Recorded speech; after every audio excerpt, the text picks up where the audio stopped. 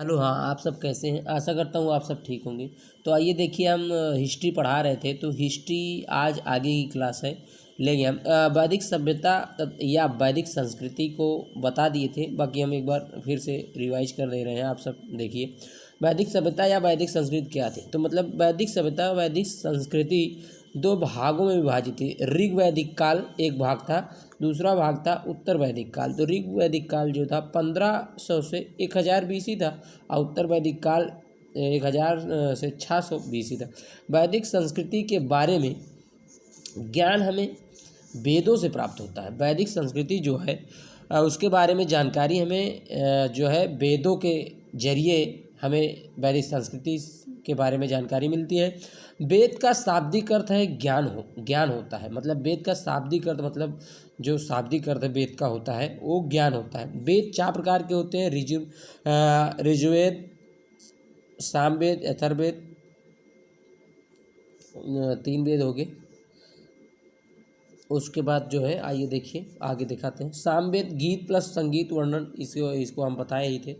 तो आइए आगे आगे क्या बताना है, आगे बताना था आर्य विस्तार क्षेत्र। ठीक है, वेदों के संकलनकर्ता महर्षि कृष्ण वेदव्यास थे। वेदों का संकलन करने के कारण इन्हें वेद व्यास भी कहते थे लोग। अब मैक्स मूलर ने यह बताया कि आर्य मध्य एशिया के निवासी थे। आर्य जो थे, मैकमूलर ने यह बताया कि आर्य जो थे वो एशिया के निवासी थे।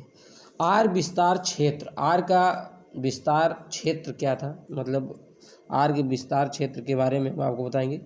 ऋग्वैदिक काल, अफगानिस्तान, पाकिस्तान और उत्तर भारत, ये 3 जो था ये आर्य विस्तार का क्षेत्र। उसके बाद ऋग्वेद में कुल 10 मंडल मिलते हैं। ऋग्वेद के तीसरे मंडल के गायत्री मंत्र का उल्लेख मिला। ऋग्वेद के तीसरे मंडल में गायत्री मंत्र का उल्लेख मिला, जो विश्वामित्र द्वारा रचित है। यह मंत्र सूर्य सविता को समर्पित है। ठीक है, ये देखिए ऋग्वेद में सिंधु नदी के बारे में सबसे ज़्यादा जानकारी मिलती है। ऋग्वेद जो है इसके सिंधु नदी के बारे में ऋग्वेद में ज़्यादा जानकारी मिलती है। अथर्व दृष्टिकोण से सबसे महत्वपूर्ण नदी सिंधु ही थी। ठीक है, आइए देखिए आगे था नदियों की माता महात्मा या अम्बितमा सरस्वती नदी थी। ठीक है, ऋग्वेद में सबसे ज़्यादा बार नदी का एक बार था यमुना, गंगा नदी का एक बार तथा यमुना नदी का 2 बार उल्लेख हुआ। ठीक है, ऋग्वेद कालिक समाज एवं अर्थव्यवस्था क्या थी? पितृसत्तात्मक समाज या पिता प्रधान समाज था ऋग्वेद में। ठीक है, मतलब पिता का पहले जो है सबसे पहले पिता का ही नाम आता था। तो परिवार का पितृसत्तात्मक मतलब सबसे पहले पिता का ही नाम लिया जाता था, इसे ही कहते हैं पितृसत्तात्मक। परिवार का मुखिया पिता या गृहपति।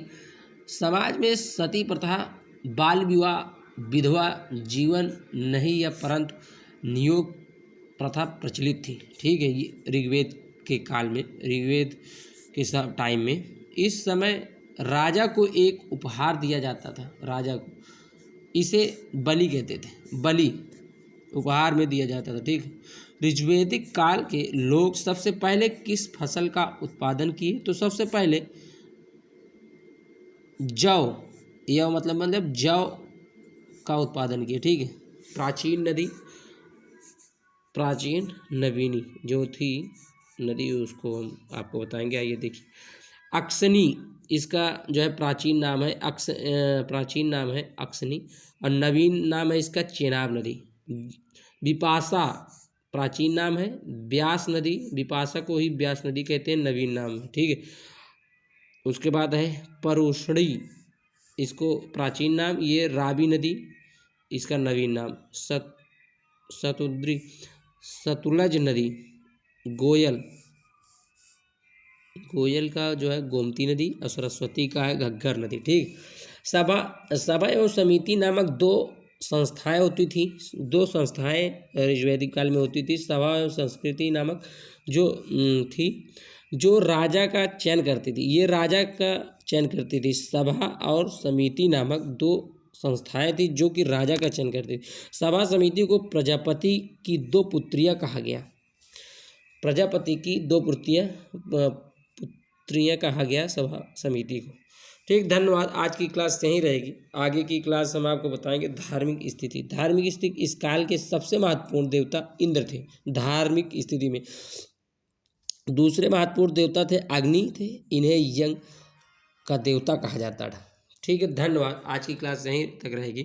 आप सब मुझसे जुड़ सकते हैं, मेरे चैनल को सब्सक्राइब कर सकते हैं। बहुत बहुत धन्यवाद आपका।